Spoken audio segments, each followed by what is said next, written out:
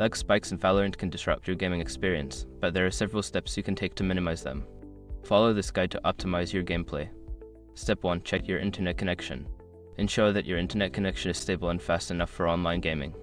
Use a wired connection if possible, as it typically offers lower latency compared to Wi-Fi.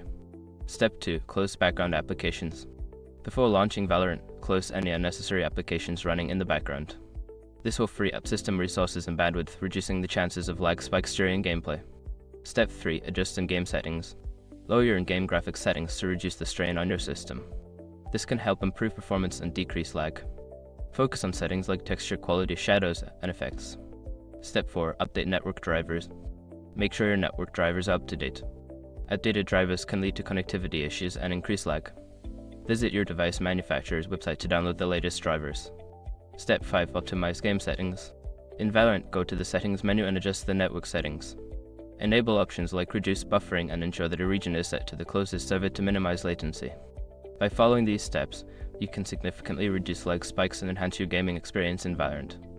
Enjoy your game.